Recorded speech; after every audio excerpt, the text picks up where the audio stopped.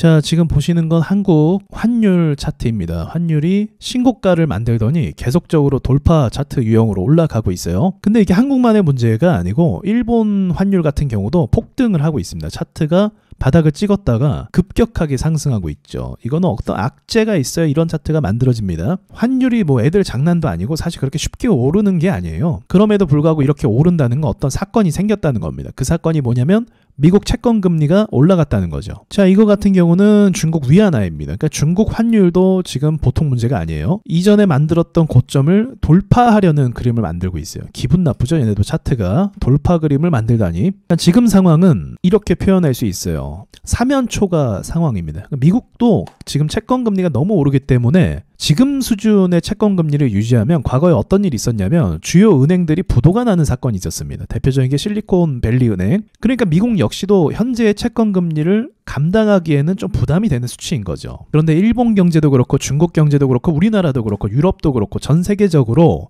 강달러 현상 때문에 경제가 좀 휘청거리다 보니까 이런 돈들이 더 안전한 미국으로 쏠리는 현상이 만들어지는 거죠. 그래서 이 상황을 좀 해결할 수 있는 키맨은 누구냐면 미국입니다. 지금 환율이 다 이렇게 좀 문제가 생기다 보니까 미국 입장에서는 사실 좋죠. 물건을 사올 때 다 싸게 사올 수 있잖아요. 그러나 이제 반대로 미국이 이제 수출을 할 때 강달러인 상황에서는 불리할 수밖에 없습니다. 그래서 이런 상황이 과거에 좀 지속이 되면 강달러 현상이 일시적으로 지금은 좋을 수 있겠지만 장기적으로는 미국에게도 좋을 수가 없거든요. 그래서 이런 상황이 지속될 때 과거에 이제 환율을 타 국가들의 환율을 좀 낮추는 그런 정책들을 시행한 적도 있었어요. 그리고 이건 정치적인 건데 아무래도 지금 오르는 좀 결정적인 이유 중에 하나가 또 이제 금리 문제거든요. 그러니까 트럼프가 집권하고 나서부터 이 갈등이 더 심해져서 인플레이션이 만들어질 거다. 이거는 많은 사람들이 예상하고 있는 부분이잖아요. 그래서 실제로 그것을 예상해서 채권 금리가 올라가는 부분도 있기 때문에 미국 입장에서 정치적으로 이걸 잘 풀어주게 된다면 이제 그 반대의 상황이 또 만들어질 수 있는 거죠. 환율은 특이한 게 뭐냐면 일본 환율도 그렇고 우리나라 환율도 그렇고요. 중국 환율도 마찬가지로 이게 기세 좋게 오르다가 또 쉽게 꺾이는 성향이 있어요. 그러니까 왜 이런 상황이 만들어지냐면 정치적으로 조치가 되기 때문에 그렇습니다. 그러니까 문제가 일시적으로 이제 해소가 되는 거죠. 우리나라 환율도 최근에 그런 움직임을 많이 보여왔어요. 보시면 이렇게 떨어졌던 부분, 뭐 약간은 안정기를 보내기도 했지만 여기도 급격하게 떨어지죠. 그러니까 기세 좋게 올랐다가 또 급격하게 떨어지는 게 환율이거든요. 왜냐하면 방금 얘기했던 것처럼 이게 급격하게 올라가면 경제에 큰 문제가 생기게 됩니다. 그러니까 이런 부분에 있어서 조치를 안 할 수가 없는 거예요. 환율은 경제랑 아주 밀접한 관계가 있으니까 그런 거죠. 더 자세히 이전 흐름을 보시면 미친 듯이 올라갔다가 또 미친 듯이 떨어지는, 또 올라갔다가 떨어지는 이런 현상들이 만들어지고 있어요. 근데 문제는 뭐냐면 지금 상황에서 이게 어떻게 보면 상승 초입이라는 그런 문제가 또 있다는 거죠. 그러니까 지금 분위기가 중요하잖아요. 안 좋은 거든 좋은 일이든 간에 지금 분위기가 안 좋은 쪽으로 많이 기울고 있는 건 사실이에요. 그리고 그 부분에 있어서 한국 증시는 나름대로 선 반영을 많이 하기도 했습니다. 그래서 기세라는 게 또 있고 분위기라는 게 있는데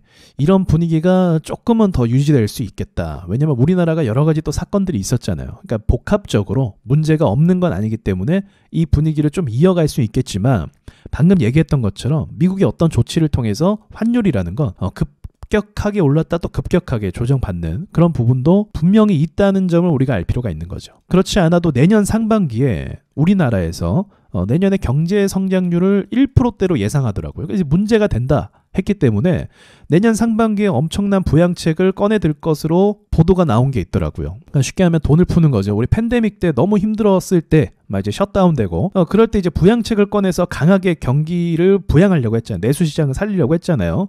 이제 그런 것과 같이 내년 상반기에 강력한 부양책을 꺼내들 것으로 예상이 된다는 거죠. 근데 이게 우리나라 이야기뿐만이 아니라 지금 일본도 굉장히 문제가 심각하거든요. 일본 경제도 어떻게든 부양하려고 최선을 다할 것 같고 중국은 이미 돈 풀기를 시작했는데 또 돈을 풀 계획을 갖고 있는 것 같습니다. 그러니까 지금은 사실 문제가 있지만 되게 특이한 건 뭐냐면 과거에 환율이 이 정도 올랐으면 어떤 경제 위기가 터져서 기업들이 부도가 나고 도산하고 이제 건설업은 실제로 그러긴 하지만 그런 일들이 막 일어나지만 지금 경제 상황이 예전과 달라진 게 버티는 상황이 잘 유지가 되고 있어요. 근데 언제까지 버틸 수는 없죠, 사실은. 그러나 굉장히 잘 버티고 있는 것도 사실입니다. 그래서 과거랑은 좀 다른 것 같아요. 과거에 환율이 1,400원 위로 올라가면 이게 상징성이 있었죠. 1,400원 위로 올라가면 경제가 심각한 문제가 생기거나 붕괴가 되거나 마비가 되거나 그런 걸 예상할 수 있는 건데 지금은 어쨌든 한국 경제가 1,400원대까지도 버틸 수 있는 경제가 된 건 맞다. 근데 여기서 이제 더 올라가는 거 너무 끔찍하죠. 아마 이 정도로 각 국가들의 환율이 좀 문제가 생기면 정말 어떤 목소리나 정치적인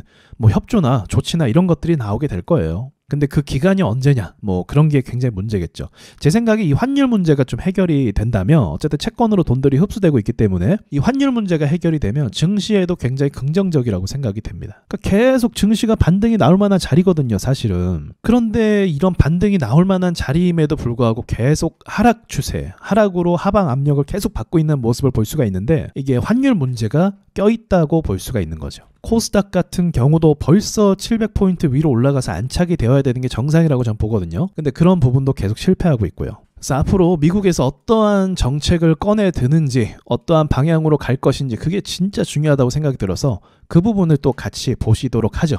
어쨌든 환율은 지금 상황에서 우리나라만의 문제가 아니라 전 세계의 문제고 전 세계의 문제이기 때문에 어떠한 조치가 적극적으로 아마도 이루어질 것으로 전 예상을 하는 거고 환율의 특성상 추세가 받으면 좀 상승을 크게 하는 부분도 있지만 떨어질 때 또 금방 떨어진다. 그런 부분도 또 기억하였으면 좋겠어요. 어쨌든 우량 기업만 좀 줄도산하지 않으면 또 이 상황 버티고 또 다시 반등하고 그런 게 경제거든요. 그래서 주요 기업만 좀 문 닫지 않으면 경제는 항상 다시 살아나고 기회를 또 얻고 그런 것들이 생긴다는 것도 우리가 기억해 볼 필요가 있어요. 어쨌든 뭐 예전으로 돌아갈 수는 없죠. 중국과 미국이 이 대립구도를 아주 강하게 가져가는 상황 속에서 이것이 좀 정치적으로 안정이 됐으면 좋겠지만 그럴 일은 사실 확률적으로 많이 낮겠죠. 그래서 주식을 투자하는 우리 입장에서는 개별 종목을 잘 선택해야 되는 상황이 될 수밖에 없겠죠. 자, 여기까지 말씀드리고 마칠게요.